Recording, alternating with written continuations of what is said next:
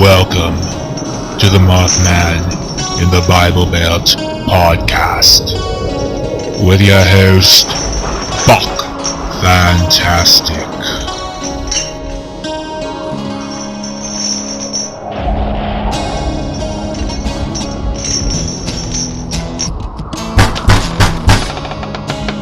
Girl Scout cookies.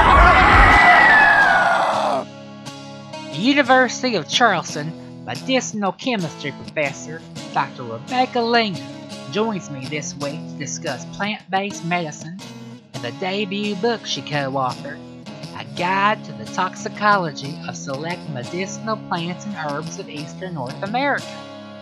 Dr. Linger's book breaks down the medicinal properties of select Appalachian plants that can cause serious health problems or kill you if overused. Some of the plants discussed in her book have been found effective at treating a host of medical conditions like cancer, heart disease, asthma, diabetes, bad cholesterol, and Parkinson's. But are they too good to be true? Join me, your host, Buck Fantastic, for another fascinating episode of the Mothman and the Bible Belt podcast. Thank you for joining us, Dr. Linger. It's great to be here. Let's talk about your and Dr. Dennis K. Flaherty's book, released last year, A Guide to Toxicology of Select Medicinal Plants and Herbs of Eastern North America. It contains several medicinal plants, some majorly poisonous and toxic, and many non-toxic or barely toxic that historically have been used to treat a host of conditions and ailments like asthma, low blood pressure, depression, diabetes, heart disease, arthritis, allergies, cancer, and Parkinson's disease. What inspired you all to write the book? So I'm a professor of medicinal chemistry at the University of Charleston School of Pharmacy, and my colleague, Dr. Flaherty, is a professor of toxicology, or he was. He's retired now. And we'd had conversations about medicinal plants, and he knew that that was my expertise. And the one thing we both recognized was that there are a lot of toxicities in these plants, and you've got to be careful with them. And one of the things that I've seen with my talks that I've given across West Virginia is a lot of people don't really think that much about the harm that they could be doing to themselves by self-medicating with plants. And so we sought out to write a book where we would be able to basically cover all the bases. We identify the plants. We tell you, when does this flower? What does the flower look like? How tall does it grow? What do the leaves look like? So that you can identify the plant in the wild. And then we get into what is the pharmacological action of the plant? How does this actually affect your body? And then we'll talk about, how should you really prepare the plant material for medicine and what the proper dose would be.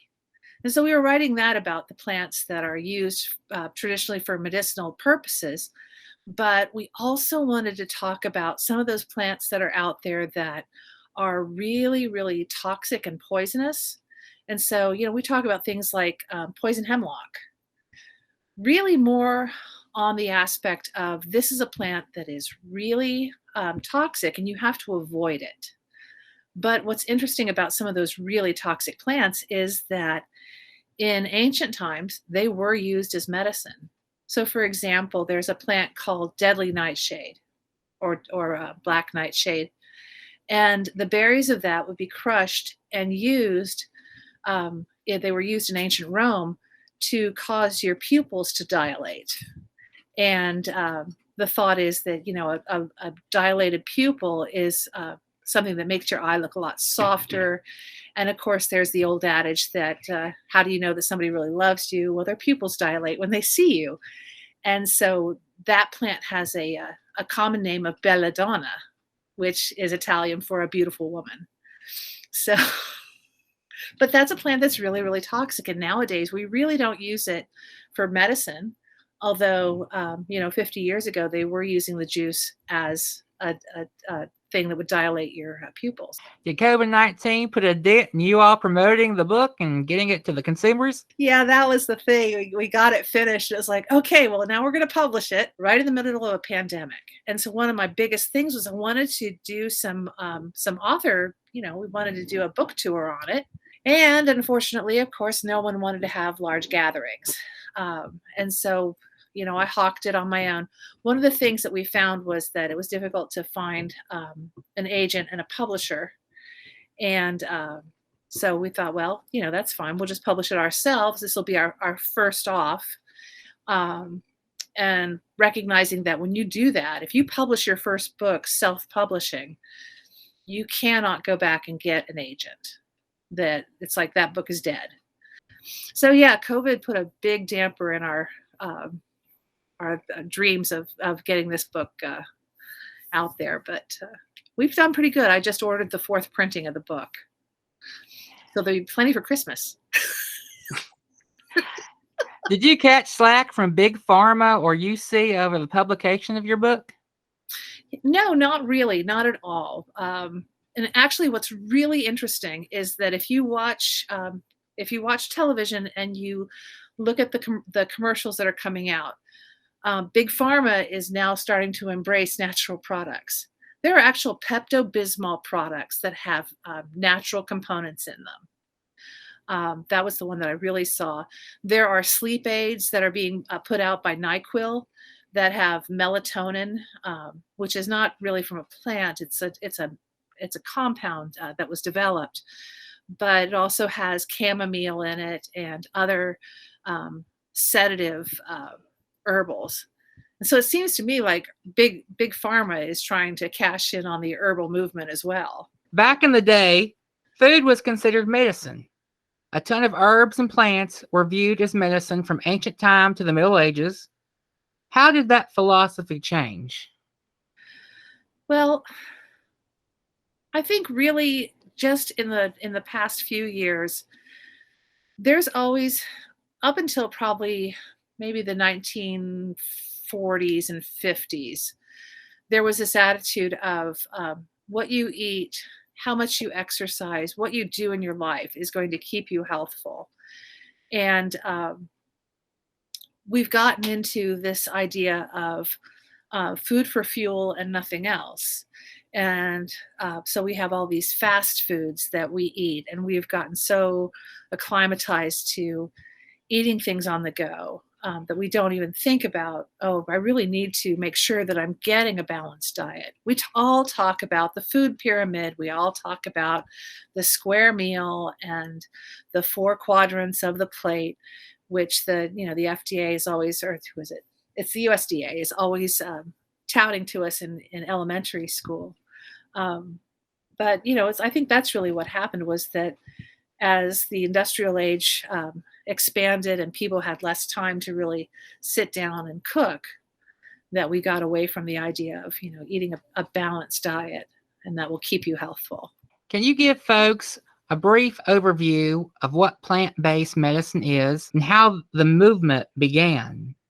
I know first century physician, pharmacologist, botanist, and author Dioscorides was a pioneer in the field and a huge advocate of it.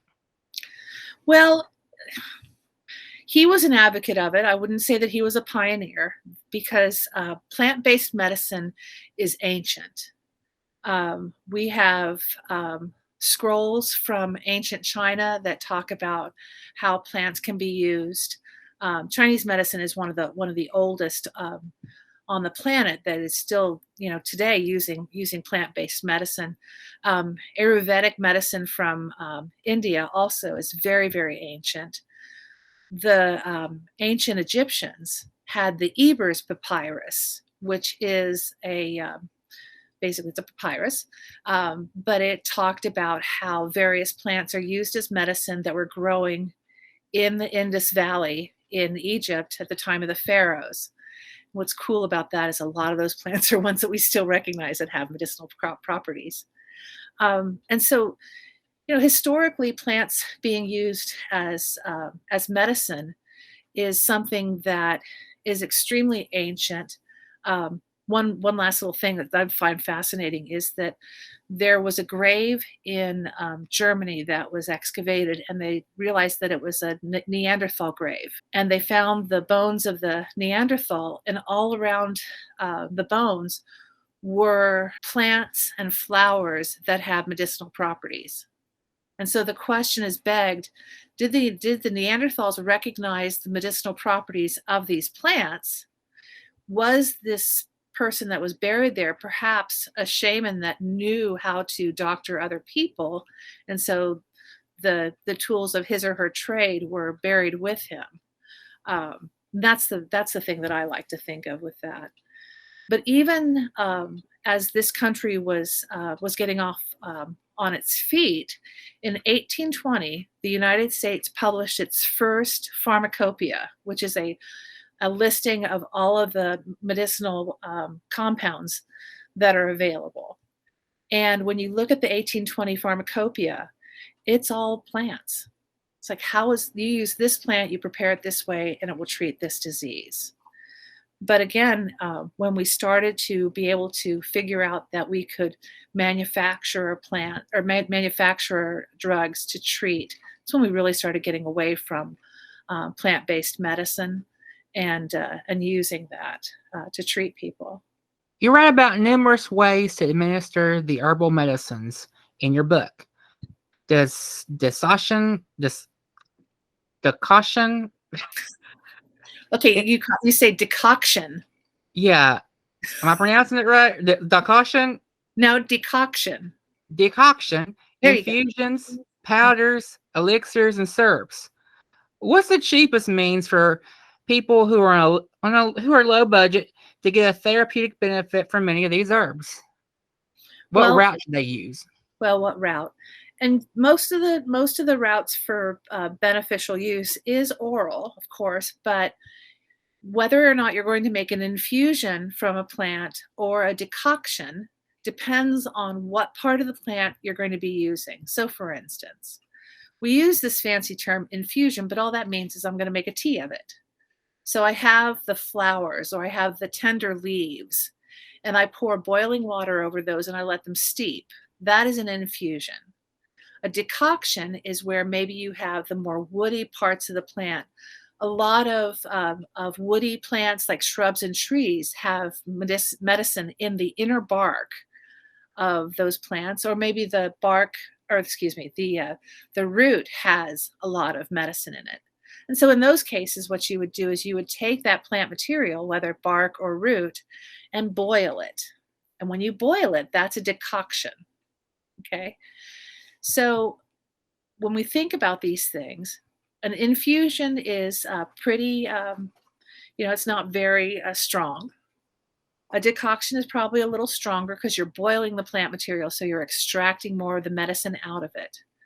But then there's a third way to prepare medicine, and that is to take that plant material and soak it in alcohol or vinegar if you're a teetotaler like I am now. But that actually will extract other properties out of the plant. And tinctures are really strong. So whereas I might drink a cup of an infusion, or maybe, a quarter cup or a shot glass of a decoction for a tincture, I might only take a teaspoon or so of that. Okay, let's talk about some of the medicinal plants you discuss in your book. Yarrow. You write it can lower blood pressure, prevent blood clots, and get people sleep. It has antioxidant, anti-inflammatory, and antimicrobial properties. Mm-hmm. Is this a safer alternative to blood thinners and blood pressure pills? So, for people who can't tolerate them. Yeah, so that is the question. If you feel that you want to try it, so it depends. How severe is your hypertension? If your hypertension is really high, then we do need to follow the pharmaceutical route. We have the proper drugs. And quite frankly, there are many different types of pharmaceuticals that treat blood pressure. So you may not be able to tolerate one that you get one blood pressure medicine from your doctor, and you start taking it, and you feel like you can't talk Now, people that are listening to this, they may have heard that from their themselves or their grandparents. But some of them, they cause this awful, itchy feeling in your chest that you just cough all the time. Well, there are other medicines to take. But if you just, you want to prevent having hypertension and you want to work on it, then yeah, that would be a safe way to do it. And yarrow is a wonderful one. You can make an infusion of the flowers and the leaves, and that will help to solve a lot of things. And it's really high in flavonoids. So what happens with that is it will have a lot of anti-inflammatory properties. And drinking teas that are high in flavonoids will help to soothe your what I call the alimentary canal, everywhere from your mouth to your anus. That will really soothe it to calm everything down. But then as it gets into the bloodstream, then it will also start to soothe other things. But my problem is that when you talk about chronic illness, hypertension, diabetes, that we need to be careful that we don't completely eschew the pharmaceuticals, because we have developed some pretty good drugs that are going to keep you from having a crisis. If your blood pressure gets too high, you could stroke out. But the other thing that happens with high blood pressure is that if your high blood pressure is consistent, or if your blood pressure is consistently high over time, you will actually cause your heart to enlarge, because the left ventricle of your heart is pumping so hard against the pressure of your blood in your system. It's kind of like trying to put something into a balloon where the balloon's almost completely full of water, and it gets harder and harder, and it's popping it out the sides. So your heart actually gets thickened and enlarged. And with that thickening, your heart won't be able to pump as effectively. And so what you get is you get heart failure. And so that's why I'm really, really serious. If anybody talks about going to medicinal plants for hypertension, it's like, you can try that too, but you've got to follow your doctor's advice and be monitored regularly so that you don't have these side effects. Does yarrow thin the blood as good as Coumadin or aspirin? No, it definitely does not. But it can, it has a much more of a milder effect for that. One thing that yarrow is very interesting to use is that you can use the aerial part of the plant, that's everything above ground, and crush it up. And this is how it got its name, was that part of the plant has some styptic qualities. It stops bleeding. And so the plant is scientifically called Achillea millefolium, and Achillea for Achilles, the Spartan warrior. You write mustards as in the things found in the condiments many of us put on our sandwiches, hot dogs, and potato salad have anti-tumor activity. Is this all mustard varieties? Yeah, so this is interesting. All brassica species. So brassica is the species of broccoli and cauliflower and Brussels sprouts, but it also is of the plant that has a bright yellow head that goes to these beautiful black and brown seeds. Well, ground mustard, like the brown mustards, that's mustard seeds. And so there are anti-tumor properties to that plant material. But what's interesting too is that when we talk about yellow mustard or prepared mustard, the yellowness of that is turmeric. And so the turmeric is not something that grows here in America, but it is an Eastern plant that has a lot of wonderful properties, has anti-inflammatory and some anti-tumor activity. So the question now is, okay, so if I eat a whole bunch of mustard, will that prevent me from getting cancer? No, probably not. But it might slow it down a little bit if you had a propensity to it. It's one of those things of like, well, don't discount mustard. It could have good properties to keep you healthy. Morning glory. Uh-oh. I grow it to keep cats and wildlife out of my garden and to beautify my backyard. Historically, it's been used as a diuretic and a laxative. Others are taking it to get high and trip out. Yeah. You wrote about the psychological effects of consuming morning glory seed. Are they permanent? Will they leave you schizophrenic life long term? That's a good question. I have not heard of people that have been permanently impaired by using the seeds of the. Now I'm going to try to remember the name of the scientific name. I'm a polia. Anyway, the morning glory. But it does have psychological action, and so it is. I mean, we would say that it's psychoactive. But permanent damage, no. I'm going to go out on a limb because I have not heard of anything ever that we could really say it permanently damaged that person by using it. But it has LSD type qualities, right? Right. And we talk about, LSD and those types of things as causing schizoaffective reactions in people, but it's not something that's really permanent. Once the drug or the compound has left your system, you should be able to recover from the trip or the experience. Because I've been hearing lately, there's a lot of people touting LSD as a treatment for depression. Yes. So I was just curious, maybe if morning glory could possibly be a modest treatment. When you're talking about those sorts of things, that there are other plant-based medicines that are getting a lot more study. A lot of the salvia derivatives, Salvia divinorum has psychoactive properties, and people have been looking at, using that to treat depression or anxiety. Ketamine is another one that is used in that area. It's a party drug. Well, that's how it can be used, but the fact that it does allow the user to have a little bit of insight. That people are using it as a way to be able to treat depression. Another drug that's a party drug that's being used a lot in that way is MDMA and Ecstasy, which is its party name. That's been used a lot to treat PTSD. Is it effective? It's very effective. And so there are actually clinics that will give their patients MDMA in the clinic.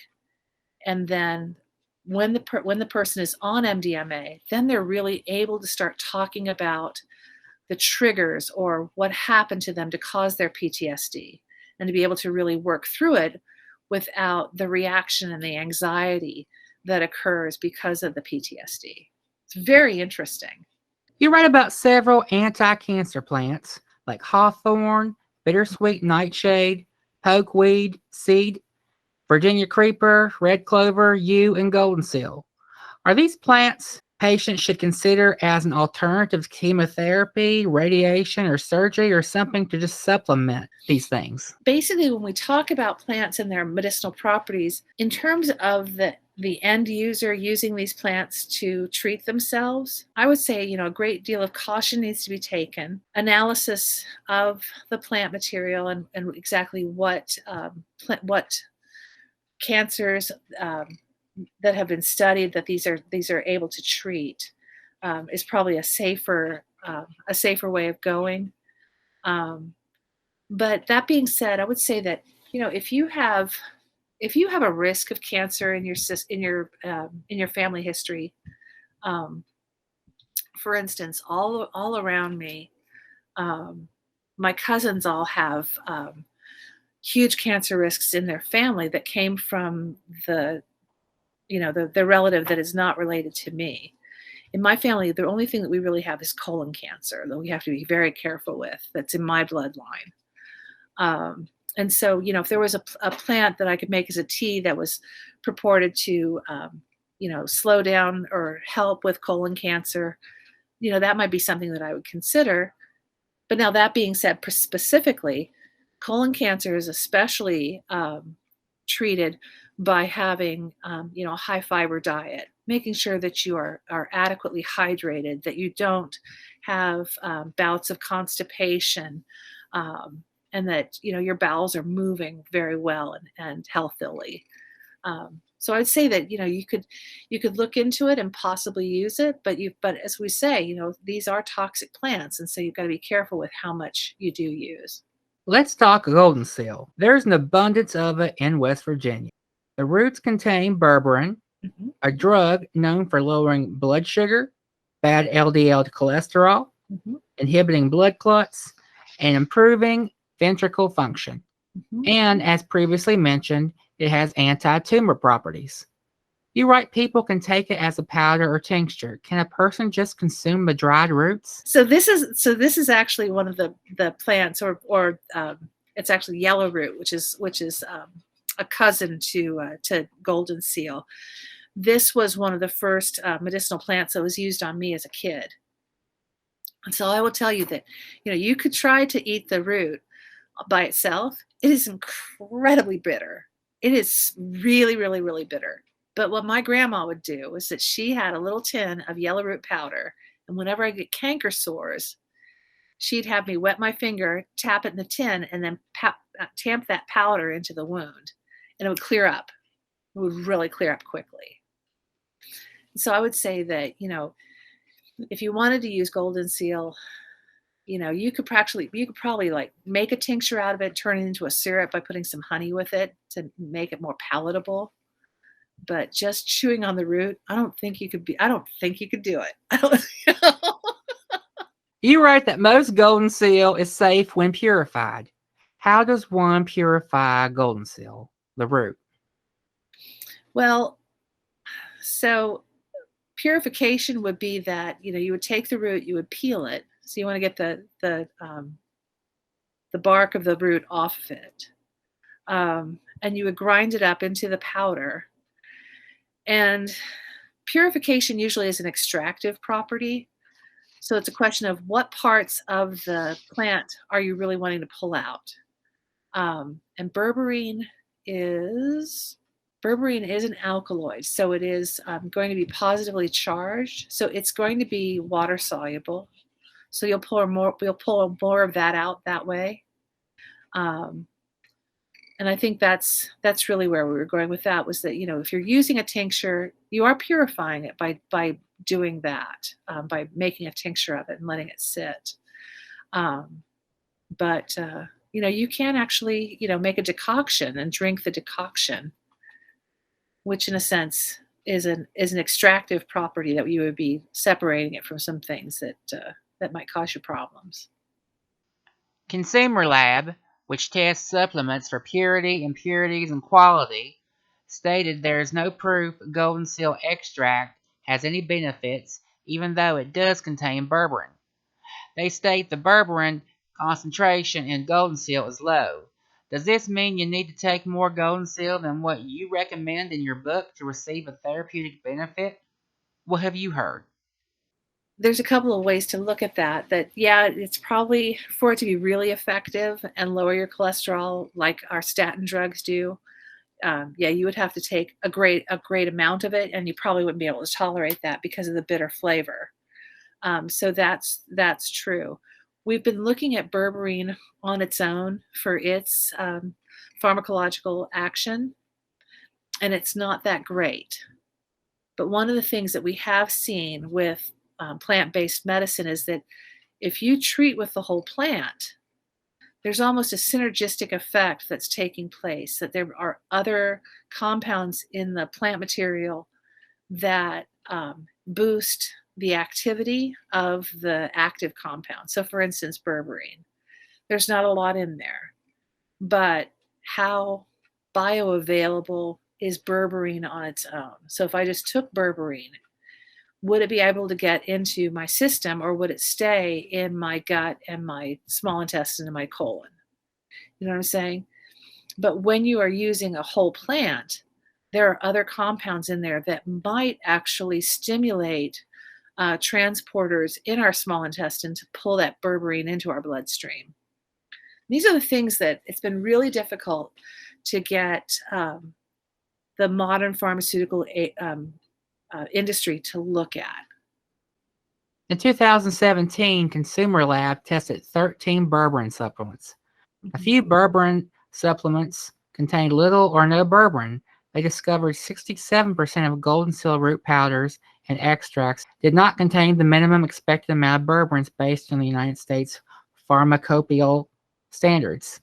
One of those Goldenseal products, they didn't have any detectable berberine in it whatsoever. I mean, you hear people talk about, berberine as an alternative for this, and that, but how are you going to they're not being regulated. No, that's exactly right. So the commercial industry of herbal products is absolutely not being regulated, and their lobby, the lobby of herbal supplement manufacturers, has really convinced Congress to not regulate their industry, which means that you get situations where there's no plant material. There was another study where somebody was looking for the DNA of the plant in supplements, and they were like, well, this doesn't even have the DNA of the plant. Well, if you're saying it is the plant leaf and there's no DNA for that particular plant that you say is in it, then what's in there? And so because there's no regulation, that is a real serious issue. Now there are industry-based labs that are reputable and that are testing and saying, we guarantee that there is this much of the active compound in the plant or in the supplement. But even that, it's like, well, there's really nobody overseeing this. So how truthful is that? And this is the problem, is that if there is no oversight of a company like an organization like the FDA who can come in and say, your claims are not following, what am I trying to say? Your material is not following the claims that you're making. We're going to pull your product. Or more close to, our heart, your product is dangerous. In your book, you wrote about common rue. 2 weeks ago, my first podcast guest, medicine historian and author Dr. John M. Riddle, spoke about rue's use as both a contraceptive and an abortifacient.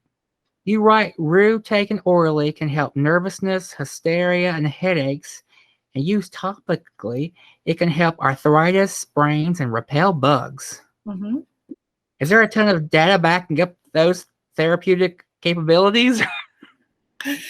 Yeah. So it sounds like a wonder drug. It does, doesn't it? What we were doing was we were mining the historical record of medicinal uses.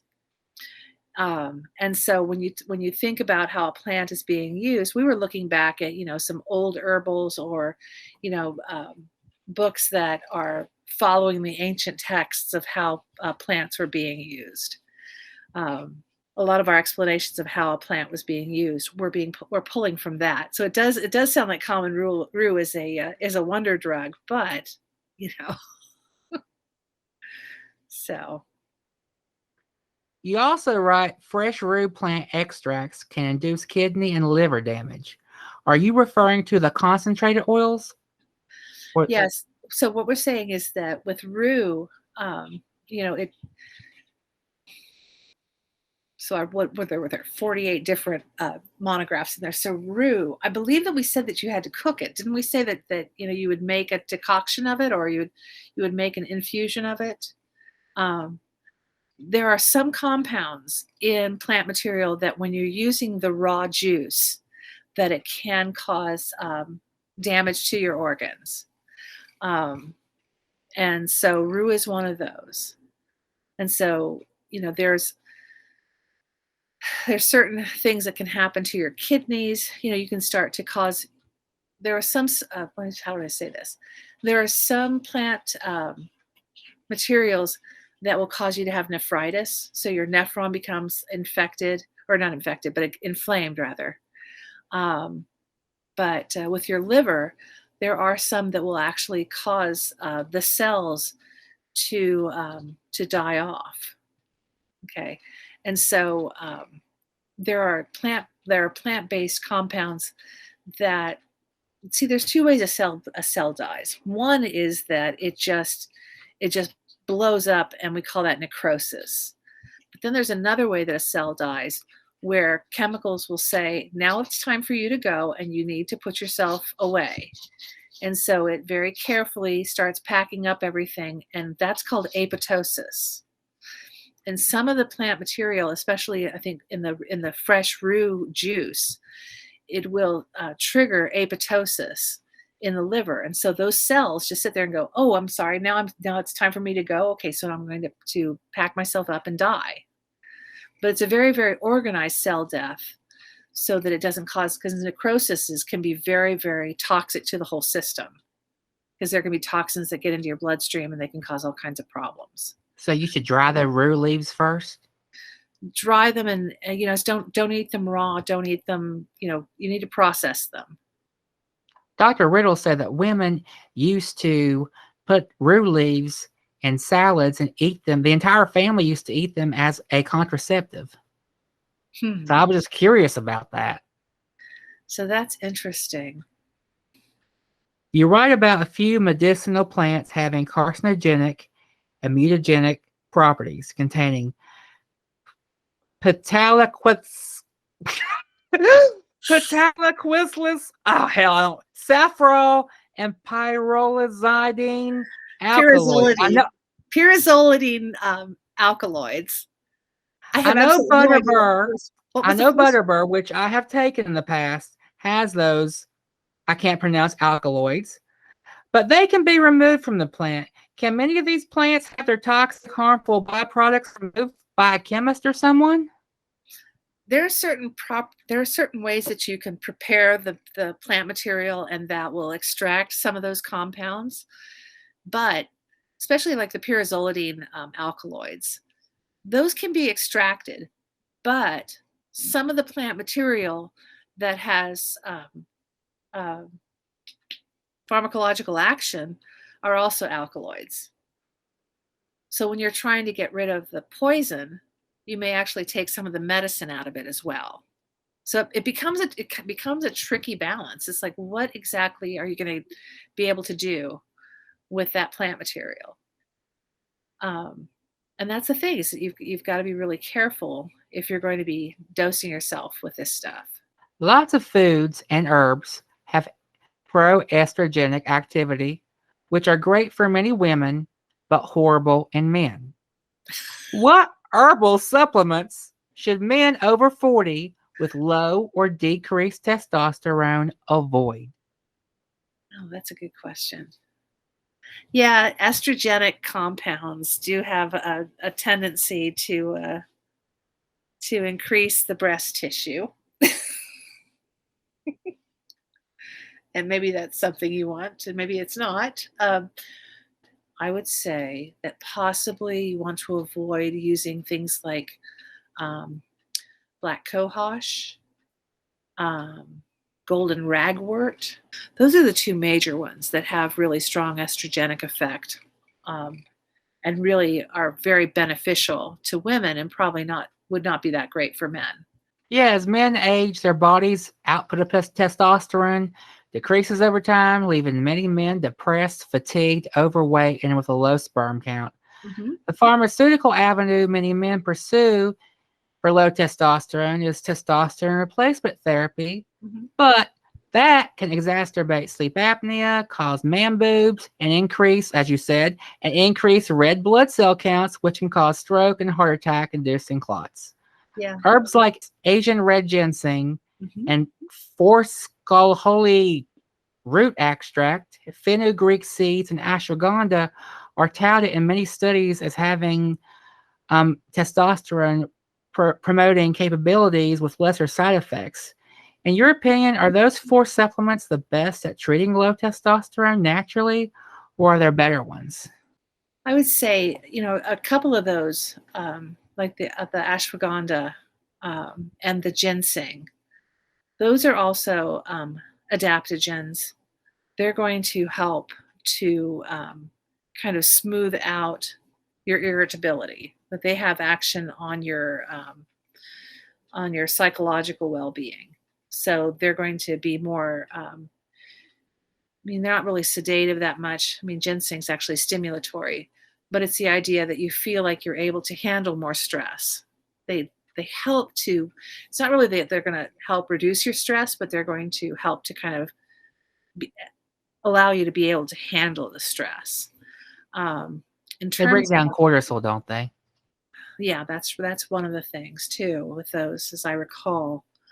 But in terms of, boosting your testosterone, it is also possible that because they are affecting your stress level and bringing that down, one of the things that happens with stress is that we do start to have more chemical reactions that could break down the endogenous testosterone.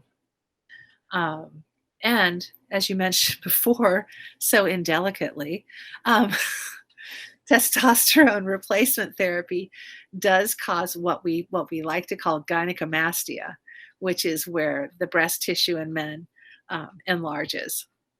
So, and that's the whole thing of too much testosterone in the system will get transformed to estrogen. So then there's a question of, are any of those compounds actually aromatase inhibitors? Because it's the aromatase enzyme that transforms testosterone to estrogen. That's not something I could answer. That's something I would have to look into. So I'm not able to answer whether or not those are the best ones, but I would say that if in the studies they talk about that they do have compounds that are aromatase inhibitors, that's going to prevent you from breaking down your endogenous, or what your body makes, testosterone. And that's going to hang around a little bit more. What plants and herbs are a good alternative to estrogen pills for women going through menopause? You write about red clover. Are there other substances women can buy to help with hot flashes and female trouble that are all natural? Yeah, that's a really good one, red clover, because it's very gentle, and it's generally recognized as safe. Black cohosh, I just mentioned that. That is another one that has estrogenic compounds in it. And that one's been studied pretty extensively. And it's shown that it does have a great deal of action to alleviate the symptoms of menopause, vaginal dryness, hot flashes, the irritability. And then, as I said before, the golden ragwort, although that's used a lot to help with menstrual pain and irregular menses, it also has those properties of mimicking hormones in our system. So that helps as well. Cowhage. You're right, it can treat arthritis, diabetes, and even Parkinson's. Now, can cowhage stunt or slow Parkinson's, or what's the science say about that? The active component of it is the seed. What's interesting about the seed is that it actually has a compound in it that mimics the dopamine that is a neurotransmitter in our brains. And the reason that people get Parkinson's disease is because they are not producing enough dopamine in their system. And the seed of the cowhage actually has L-DOPA in it, which is the drug that was made to treat. Well, it was made, but then it was used to treat Parkinson's patients. So the seed has about 3 to 6% of the contents of the seed is L-DOPA. And so that's one of the reasons why it's thought to help with Parkinson's disease. St. John's wort, popular in Europe. You wrote about 2 studies in Europe that said that it's effective, and another study said it wasn't effective to treat depression and OCD. Yeah, this is the thing. You can find you can find clinical studies that support and some that don't. But with St. John's wort, we have with the compounds that are in it, it's got compounds in it that actually act as serotonin inhibitors. So those small molecules actually are inhibiting the serotonin reuptake. Because depression is a lack of serotonin in the brain. And what the brain does is it releases it as a neurotransmitter, and then the neuron that releases it sucks it back up again. So these SSRIs, they block that reuptake of the neurotransmitters. Does the St. John Wort cause a lot of the same side effects like weight gain? It would, because you've got the situation of your neurotransmitters are being affected, and so certain aspects of your brain might be more stimulated because you've got more serotonin. It also affects your dopamine levels too. It'll increase your dopamine levels in your brain. I saw that it looks like a wonder drug for people who have mild to moderate depression, but it interacts with a whole lot of other substances. It inhibits the drug metabolizing enzymes. So a drug that you're taking for another disease will get metabolized by your liver, and then that amount of drug in your system is decreased. And when St. John's wort inhibits the enzyme that's breaking it down, then that drug increases in your system. And so you have a certain dose that you expect of a medicine that you're taking. And when you inhibit its elimination from your system, it builds up in your system. You see what I'm saying? And that's what St. John's wort is doing. So you're taking it, and it can actually make it so that you have more of the other drug in your system. So what's the current science on curcumin found in turmeric for preventing or treating Alzheimer's? The only thing I can think of is that when we think of Alzheimer's, what's going on is that there is proteins that are building up in the brain and forming plaques. So we have proteins that are misfolding, and they're catching each other. And so they're forming these plaques in the brain. And one of the things that we have seen with the plaques that are being formed as a result of Alzheimer's is that if you have antioxidant compounds that are flooding the brain, those plaques don't, either they don't misfold or they don't aggregate together. And curcumin from the turmeric root is a really, really strong antioxidant. Okay. And so what we're saying is that the proteins are misfolding because they're becoming oxidized. So let's create an environment where those proteins don't get oxidized. And we're doing that by giving the patient a lot of curcumin from the turmeric. Are there any herbs shown to be useful in helping respiratory ailments associated with COVID-19? Oh, that's a good question. So one of the things with COVID is that we see that people end up having a really, really productive cough, and that their lungs are really, really affected by the mucus production. And with the breakthrough cases and, not really subclinical, but, you have the symptoms of COVID, but you're not so sick that you have to go to the hospital.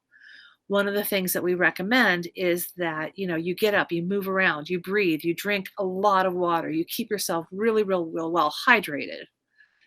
And one of the ways to hydrate the mucus in your lungs is to take Mullen tea. Now, Mullen is, it's a non-native of our area. It was brought over by the European settlers. It's a native of Italy, but it has really, really strong action on your lungs. And one of the things that I would suggest is that when you have the symptoms of COVID, that you drink Mullen tea almost regularly, because it will help to thin the mucus.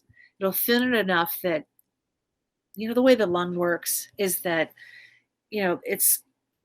they're really complex, basically they're bags, but they have these little hairs inside of them, and they sweep. So they sweep the mucus from the bottoms of the lungs up to a point where there is a cough receptor, and the cough receptor feels the mucus and goes, oh man, wait a minute, it's time to cough. And so we cough up the mucus. And mullein will help to thin those mucosal secretions so that the cilia can really get it up and moving, and you can cough out the gunk. So I would say mullein would be a really, really good one for that. What plant that many view as a weed is actually a powerful medicine?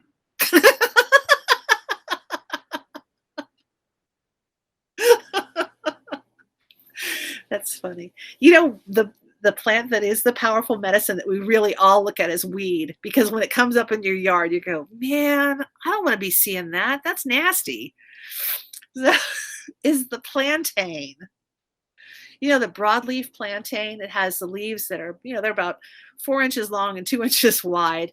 And they have, they have this cluster of basal leaves that's just like, well, I want to see my grass. I don't want to see you. But the leaves have anti-inflammatory properties. You can crush them up and use them as a poultice. It's like if you take a whole plant, crush it up, you can put it on your skin to alleviate rashes and such. But also the seed head that comes up, you can collect those seeds, dry them, grind them up, and that's a really, really good, well, that's the psyllium, basically, that I was talking about before, that soluble fiber that helps to clear out your system. But then also, plantain leaves, they're edible. They don't really look that great. But I would think that if you cooked them up like spinach, they would probably be okay.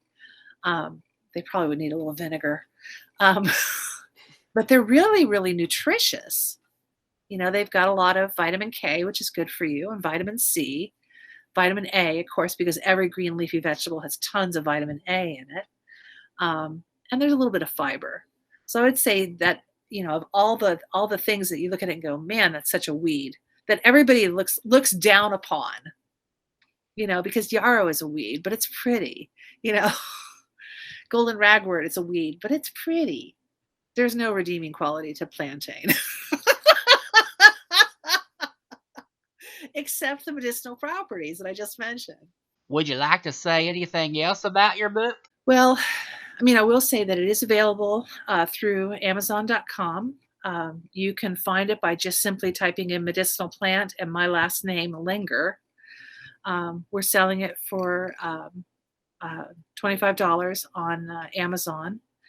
And, it's a great investment. It's a great read. The folks that have purchased it have said that they're really gratified by the amount of information that is in it. We try to take a very layperson's view of how we describe things, but we do want to describe things accurately and scientifically so that you have a better understanding of how your body works. Folks like to use herbal remedies because they feel like they're safe, but with this book, we try to point out to you that natural is not always safe, that you do need to be careful with the amount that you take because you could potentially poison yourself with some of these compounds. Any chance your book coming out in ebook format or audio? So, yeah, that's a good question. We have been looking into the ebook format, and we haven't really cracked that egg yet. I'm not that computer literate. I don't know how to turn it into that. My husband's kind of my business manager, and so he's been looking at sites that would take it and turn it into an ebook. Turning it into an audiobook, I don't think it would lend itself very well to that because it is pretty detailed. I want to thank Dr. Rebecca Linger for joining me to discuss plant-based medicine and her book, A Guide to the Toxicology of Select Medicinal Plants and Herbs of Eastern North America. Before you purchase or take any expensive herbal product or supplement, make sure you consult your physician first to see if there's any interactions with the drugs you are currently taking. And do your research. Know for a fact X herb or supplement actually contains the substance and or therapeutic compounds advertised on the bottle. The FDA does not regulate supplements or herbal medicine.